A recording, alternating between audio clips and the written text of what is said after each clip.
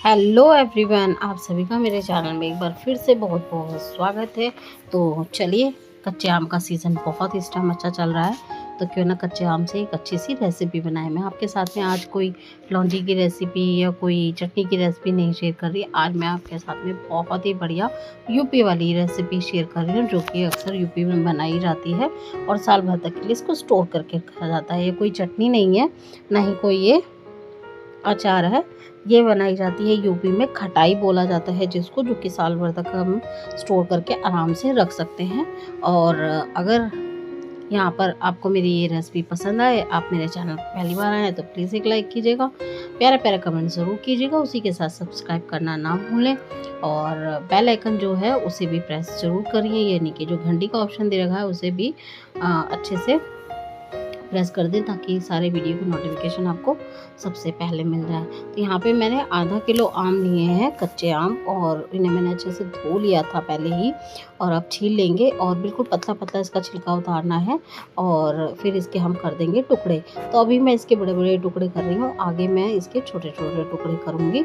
और ये रेसिपी बनाकर आप साल भर तक आराम से रख सकते हैं, आराम से ये स्टोर होकर रह जाती है। और ये अरहर की दाल में स्पेशली बहुत अच्छी लगती है खाने में। यूपी में तो ये बहुत ही अच्छे से बनती है, क्योंकि वहाँ आम भी बहुत अच्छे क्वालिटी का मिलता है और क्वांटिटी में भी मिल जाता है, और इसलिए वहाँ पर औरतें अक्सर, लेडीज़ घर के अंदर ये आम की खटाई बनाकर ज़रूर रखती हैं।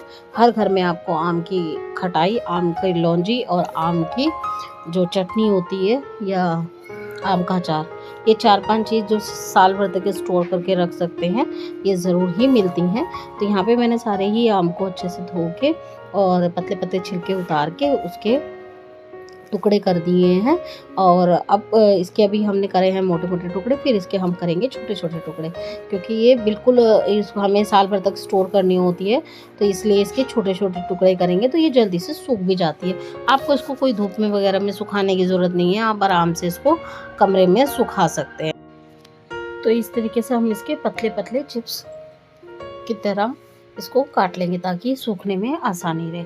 और इसको बिल्कुल भी धूप में सुखाने की ज़रूरत नहीं पड़ेगी। इन दिनों में तो अंदर कमरे में भी आराम से, पंखे में भी 1 से 2 दिन में ये बहुत अच्छे से सूख के तैयार हो जाते हैं। तो मैंने इनको बिल्कुल पतला पतला ही कट करा है ताकि ये इजीली सूख जाए और बहुत अच्छे से ये बन के तैयार हो जाए। तो यहाँ पे मैंने आम की गुठलियों को भी बिल्कुल नहीं फेंका है, और ना ही मैं फेंकने पसंद करती हूँ इस रेसिपी में। इसको बिल्कुल आराम से हम बनाएंगे और बहुत अच्छे से स्टोर करके रख सकते हैं, क्योंकि अक्सर गर्मियों में एक तो टमाटर वगैरह महंगा होता है, और जो दाल में जो खटाई डाली जाती है इस तरीके से बनाकर, वो उसका टेस्ट ही अलग लेवल का होता है, बहुत ही गजब का स्वाद आता है। और जो खाते होंगे या जो जानते होंगे उन्हें ज़रूर पता होगा। तो सारे ही आम को मैंने इस तरीके से कट करके ले लिया है, और अब लेंगे हम एक कॉटन का कपड़ा। कॉटन के कपड़े पे इसे हमें अलग अलग, बिल्कुल सेपरेट, एक एक टुकड़ा करके अलग अलग करके रखना है ताकि ये अच्छे से सूख जाए। तो इस तरीके से रखते हैं ना, तो ये बहुत जल्दी सूखते भी हैं और बहुत अच्छे से ये रहते भी हैं। तो इस तरीके से पतले पतले बिल्कुल चिप्स की तरह मैंने इनको टुकड़ों को रखा है, और इनको अब एक एक करके बिल्कुल आराम से बिल्कुल सेपरेट करके सुखाएंगे। और ये तकरीबन 2 दिन में, इन दिनों में सूख जाते हैं और आप इनको आराम से रख पाएंगे। तो ये थोड़े से यहाँ पर मैं अलग अलग करके ही रखूँगी ताकि ये अच्छे से सूखें और बहुत बढ़िया से इनकी फिर खटाई बन के तैयार हो जाए। इस खटाई को आप फिर आमचूर के तरीके से भी यूज़ कर सकते हैं, जैसे कोई दाल में या किसी चटनी वगैरह में भी अगर आपको डालना है तो आप उसमें भी डालेंगे, तो ये बहुत अच्छे से खटास देती है, बहुत ही बढ़िया लगते हैं। और इस तरीके से आप इनको फैला दीजिए चारों तरफ बढ़िया से। जब ये फैल जाएंगे, और देखिए मैंने आम भी की जो गुठलियाँ हैं उन्हें भी नहीं फेंका, उन्हें भी मैंने अच्छे से इस तरीके से सूखने के लिए रख दिया। और ये अब इन्हें मैं 2 दिन के लिए रूम में ही छोड़ दूँगी, तो ये रूम में बहुत अच्छे से सूख के तैयार हो जाएंगी। तो चलिए 2 दिन बाद इनको देखते हैं। और उसके बाद में हमें यहाँ पर मैंने ले लिया है एक पैन, और अब मैं कर रही हूँ 2 दिन बाद, आम भी जब सूख गई है बहुत अच्छे से, तो मैं इसकी तैयारी कर रही हूँ। तो यहाँ पर ये देखिए ये मैंने ले लिया है एक पैन, इसको मैंने अभी गैस पे नहीं रखा है और इसमें अभी सिर्फ मसाले डालूँगी।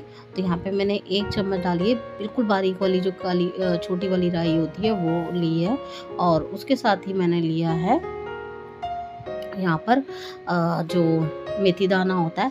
बेसिक से अचार के ही मसाले इसमें जाते हैं, तो वही सारे मसाले चाहिए हमें। सौंफ ले लिए है मैंने यहाँ पर 1 टेबलस्पून, और उसके साथ में ही यहाँ पर मेथी दाना लिया जाएगा, और उसके साथ में आप पीली सरसों ले सकते हैं, पीली सरसों भी मैंने ली है, और मेथी दाना लूँगी, और उसके साथ में धनिया जाएगा साबुत। तो काली मिर्चें ले ली हैं मैंने 8 से 10, और काली मिर्चों का भी बहुत अच्छा टेस्ट रहता है और ये प्रिजर्व करने में बहुत अच्छे से प्रोटेक्ट करती है किसी भी चीज़ को, और इससे फ्लेवर भी बहुत अच्छा आता है।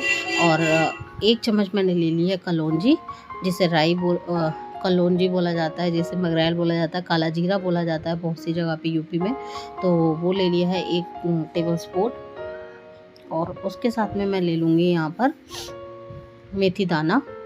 और मेथी दाना जो हम अचार में डालते हैं वही लिया है मैंने, और उसको अच्छे से अब हम डाल देंगे, और आप इसमें कम या ज़्यादा कर सकते हैं।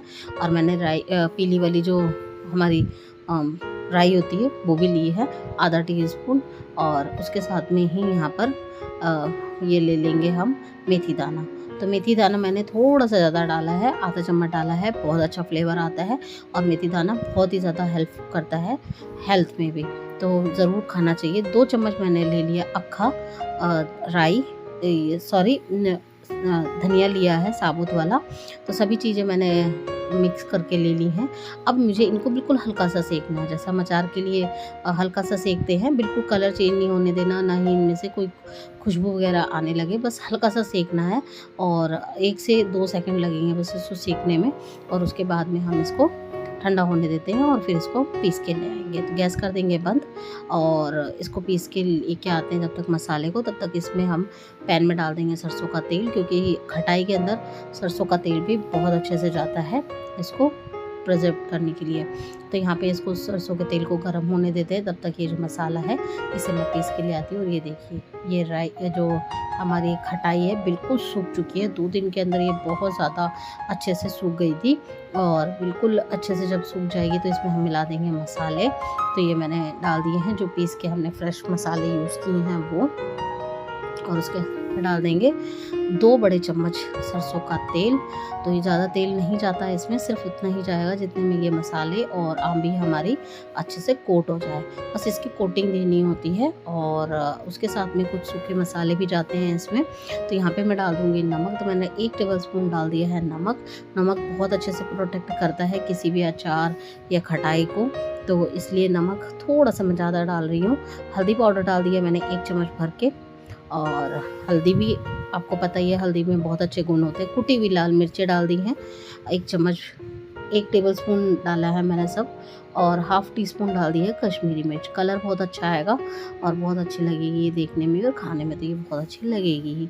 सभी चीज़ों को अच्छे से डालने के बाद में अब हमें इनको मिक्स कर लेना है, और ये सभी चीज़ें प्रोटेक्ट करने वाली है, ये बिल्कुल भी ख़राब नहीं करती, चाहे वो नमक हो, हल्दी हो, और चाहे वो सरसों का तेल हो। ये किसी भी अचार या खटाई या जो भी प्रिजर्व करते हैं हम चीज़, उसको बिल्कुल बचा के रखती है ख़राब होने से। तो ये देखिए, बिल्कुल तेल मेजरमेंट के हिसाब से ही मैंने डाला है, फालतू का नहीं डाला है, बिल्कुल हिसाब से ही मैंने तेल यूज़ किया है। तो इस तरीके से सरसों का तेल अच्छे से इसमें मिक्स करके बहुत बढ़िया से हमें इसको मिक्स करना है, ताकि आंबी पे और जो हमारी आम की गुठलियाँ हैं उन पे अच्छे से कोट हो जाए, कहीं पे भी आमी सूखी नहीं रहनी चाहिए। तो ये सारा मसाला हमारा कोट हो चुका है। अब इसको हम रख देते हैं ढक के 1 रात के लिए, कम से कम 3 से 4 घंटे के लिए आप इसको रख दीजिए। और फिर देखिए अगले दिन बहुत अच्छे से ये आंबी थोड़ी थोड़ी फूल जाती है, कि सरसों का तेल अब्जॉर्ब कर लेती है और मसाले सारे अब्जॉर्ब कर लेती है। चुटकी भर मैंने डाल दिया यहाँ पे हींग, और हींग भी बहुत अच्छा इसको फ्लेवर देगी। जब इसको हम दाल में डालेंगे। और अब इसको एक बार फिर अच्छे से मिक्स करके और किसी एयरटाइट जार में हम इसको भर लेंगे। तो इस तरीके से आप छोटी छोटी टिप्स का ध्यान रखेंगे तो ये आम भी बहुत अच्छे से काम आती है।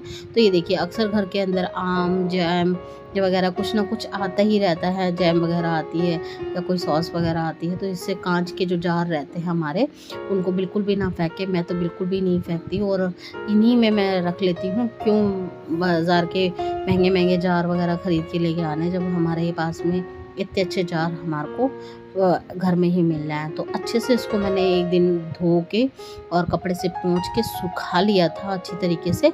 और अब मैं ये सारी ही खटाई को इसके अंदर डाल के स्टोर करके रखूँगी, बिल्कुल टाइट करके। इसके बिल्कुल जार में हवा नहीं लगनी चाहिए ताकि ये बहुत अच्छे से स्टोर करके रहे। मेरे पिछले साल की खटाई अभी मैंने लास्ट ख़त्म करी है, तब मैंने जाके ये आंबी ये जो खटाई है वो डाली है और बहुत अच्छे से ये स्टोर होके रहती है साल भर तक, बिल्कुल ख़राब नहीं होती। बस थोड़ा सा ध्यान रखिए इसका मेज़रमेंट का और सभी चीज़ों को बहुत अच्छे से यूज़ कीजिए, मसाले वगैरह। तो ये देखिए हमारा खटाई बनके यूपी वाली तैयार हो चुकी है। और आप इसको बिल्कुल टाइट करके रख दीजिए, बाहर रखिएगा, कुछ ख़राब नहीं होगा। फ्रिज में बिल्कुल भी रखने की ज़रूरत नहीं है, बिल्कुल फ्रिज में ये नहीं रखी जाती, आप इसे बाहर ही स्टोर करके रखिए। तो इस तरीके से मैंने बनाई थी आम की खटाई। आई होप आपको पसंद आई होगी। पसंद आई तो लाइक कीजिए, शेयर कीजिए, कमेंट कीजिए, सब्सक्राइब कीजिएगा। Thank you for watching.